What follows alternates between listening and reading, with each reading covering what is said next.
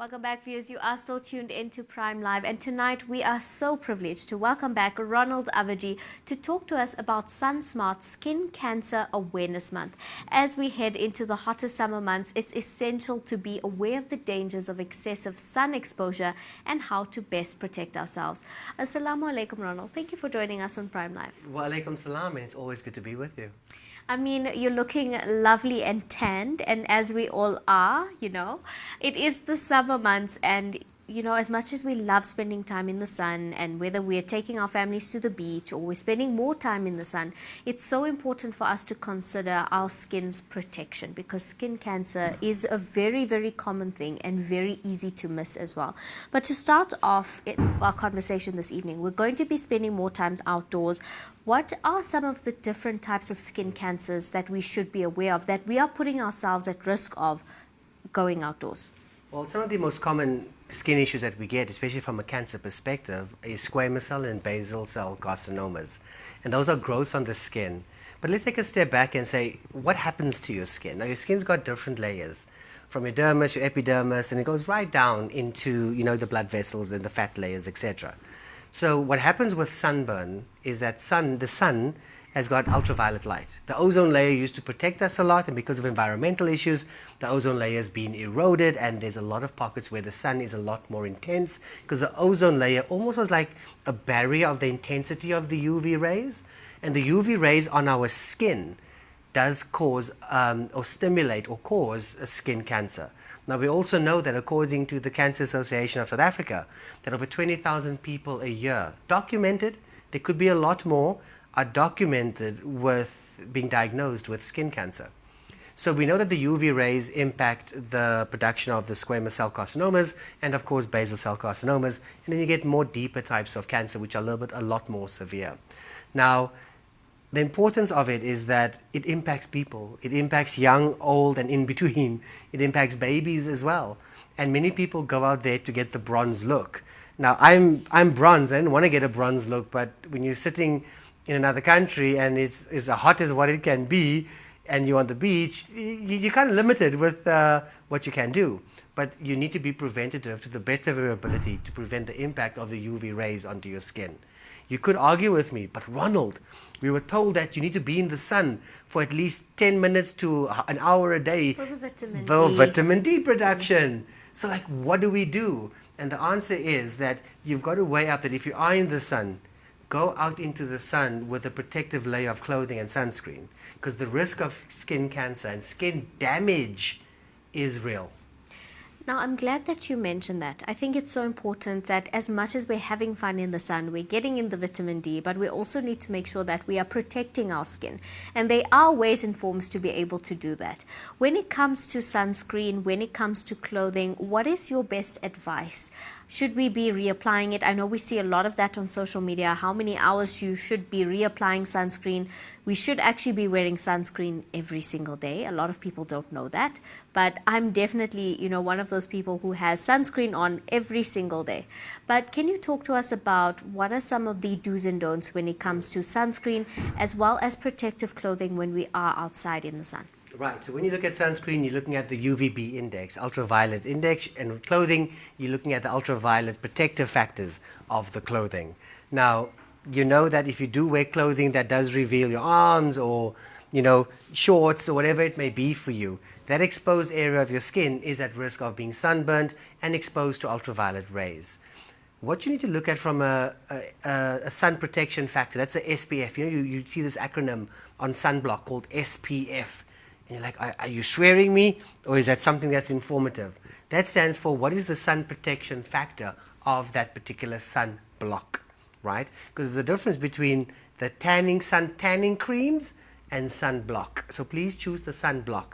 The bare minimum that many people speak about is SPF 30. I say SPF 50 plus, right? Same. That's just me. So the reason I say that is because I'd rather be more protected than not, and it's almost double the protection of the factor. The second thing that you do is the application thereof. Now, have you seen the new thing where there's sprays that you spray on? when you spray it on, you think, oh, I sprayed the sunblock on. One is you're spraying it from a distance. Two is how intense is it? Three is have you missed areas of your skin, right? And then you get the cream, and the cream is something that you can apply, and you really need to rub that in. Personally, I tried the spray, the clear spray and the non-sticky spray, and it's water-resistant spray and so forth. And I got sunburned. So I didn't enjoy that. Then I was like, give me the cream and let me lather this thing on. The cream did not make me look like I was wearing white makeup as though it's Halloween. It actually does absorb in, and it doesn't have that pungent smell that the old ones used to have. So you need to apply it, especially if you are in water and if you are sweating every hour and a half to 2 hours, and especially for the kids. You still need to wear clothing that does protect you when you are not really on the beach or at the pool and you really want to get a tan. And that's got to be a high UPF clothing rate, and that's like the cottons that you're looking at, etc. And you've got to wear a hat because remember, your head is also exposed to it, your ears, your neck, so you've got to put sunblock everywhere. But shade also protects you from the harmful effects of the sun that could damage your skin or cause skin cancer. I'm definitely with you on that one. It's always 50 plus for me. I just feel a little bit, I feel a little bit better in my head that I'm doing better and that I'm protecting myself a bit more. But I think, like you said, it comes down to choosing the right product. There are still, a few and far in between products that are really sticky and, they leave that white cast on your skin, which is quite uncomfortable. But there are really good sunscreens out there in our local stores. You can find a lot of really good options that do, offer that non-sticky texture, as well as, I know a lot of people complain about their eyes stinging a lot on the face sunscreens, but there are some good options out there that don't have those chemicals or whatever they might be in there that make your eyes sting. There are good products out there, and we need to keep reapplying, whether that's for ourselves, for our kids, and especially for families that are going on holiday.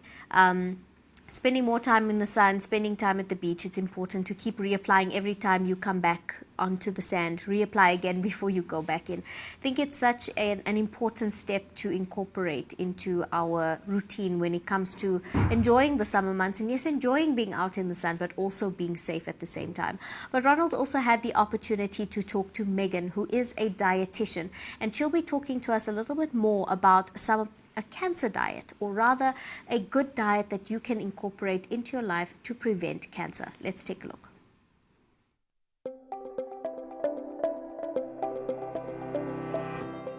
Megan, there is a notion of an anti-cancer diet. Is this a myth, or is there actually concrete evidence to support the potential treatment of cancer and prevention with nutrition? So definitely we can help to reduce our incidence of cancer by following a way of life as well as a diet that has been shown to contain foods that help to reduce the risk of cancer. Definitely so. So if I would say an anti-cancer diet, that's quite a strong term. I would definitely say we can reduce our risk by choosing foods that have been shown to add nutritional benefit and help to reduce that risk that we often see with cancer. But when we look at foods we should be consuming, are there those that, according to Cancer and yourself as an expert in nutrition, that we should absolutely cut out from now? I think the most important thing is if we say to people, cut out, certain foods, most of us would not, but reducing. So we have found by just minimizing certain foods. So what foods are those? So very often we find if we just go and look at certain foods like meat, particularly how meat is prepared. And of course, South Africans love a braai. And a braai, what happens is we have the production of certain chemicals when we braai. I mean, immediately, I think everyone just thinks of smoke. But we also do get certain chemicals. Now, of course, that brings in the taste that we so enjoy. So now we consume this. Now that actually is going through the gut, those different chemicals. and they have been shown to increase our risk for cancer. So we could never say to a South African, don't have a brine. And what we would like to do, though, is to say that we have seen that if we can minimize how often we do it, we also know from a red meat point of view, even before you brine it, that we see a little bit more exponential increase in cancer. And obviously we're looking at different types of cancers. When a person has more than 500 grams of red meat, and let me just be very honest and put this in bold letters, raw per week.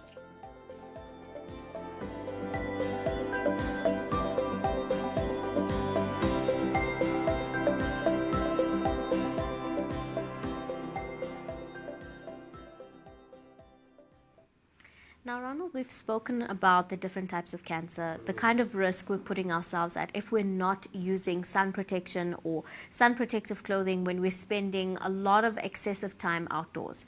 But now, skin cancer, like we've learned, is extremely common from the statistics you've shared with us. And it's super, super easy to get skin cancer.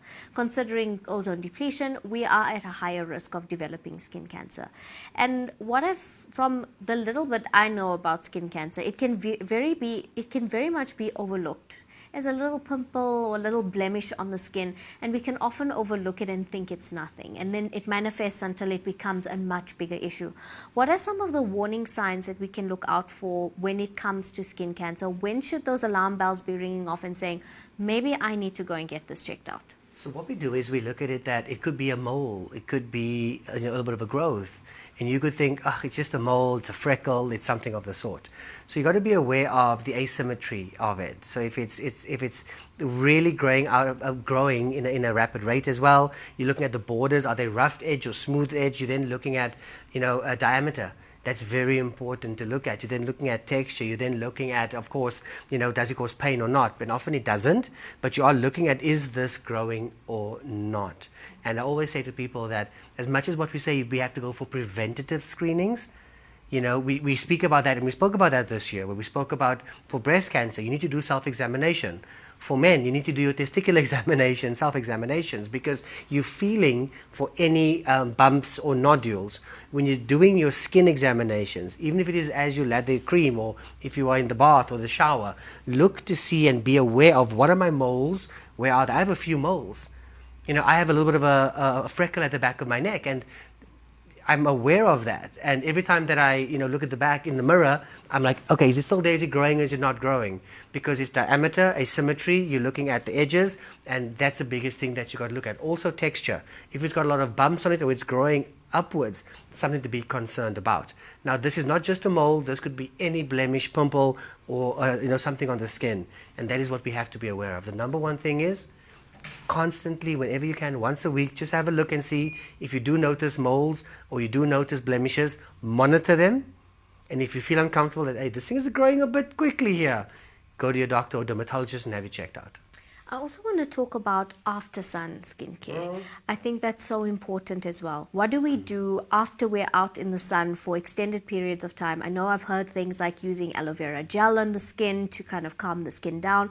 There's also a lot of things on the shelves that you'll see. It's kind of like an after sun cream or something like that. What is your advice? So my thing would be is that sun care and sunblock, skin care with sun is not just a December issue. It's an everyday issue. Summer, winter, autumn, spring. Because even if it is cloudy, you can still get sunburned because it's the UV rays that impact your skin. Now, you might be playing a game outside, you spent a bit too much time, and suddenly you go a little bit red. And depending on your skin tone, and please note, whether you're a dark skinned person, a moderately dark skinned person, or a light skinned person, we are all at risk of skin cancer. Those that are light skinned burn red, and those that are medium to darker skin tend to burn a little bit browner, but you still burn the skin. You're burning the skin. So what can you do thereafter? Number one is don't go there and apply any sun oils to further tan, because you won't realize until it's later in the evening or later the next day that, oh my goodness, I'm sensitive, I've been burnt. the skin is very sensitive. You need to cool the burn down and nourish the skin. Chances are your skin could peel, your skin could go different colors and discoloration, and you might tan over here, but guess what happens on the inside of your arm? You're going to look like a top deck chocolate. But the aloe vera oil is very important from a cooling basis, and also you're looking at those that have the essential oils to nourish the skin for recovery, because your skin has been traumatized. So you're looking at after sun products, very important, and aloe vera based products, also very important. Do not put anything on that's got uric acid or acidic acid within it, because that will just erode the skin even further. You need to protect the skin. And guess what you're going to do the next day? Stay out of the sun. Ronald, thank you so much for joining us this evening. I think this conversation has come in great timing, and I think it's important that we have these kind of conversations, educate people on how they can better take care of themselves, especially now during the December months where a lot of us will be spending a lot more time outside. Thank you for joining us. Absolute pleasure. Viewers at home, that was our resident wellness expert, Ronald Abvajee, sharing all his tips and tricks when it comes to sun protection. Now, remember, sun protection, like Ronald said, is not just for the summertime. It is for the winter time as well. You are actually supposed to be applying sunscreen every single day, especially on your face. So do stay safe and stay protected during the December holidays. Make sure you are reapplying your sunscreen on the regular. But we hope that these tips and advice will absolutely help anyone who is going out there and having a lovely summer holiday. But on that note, it is time for us to head over to an ad break, and we'll come right back.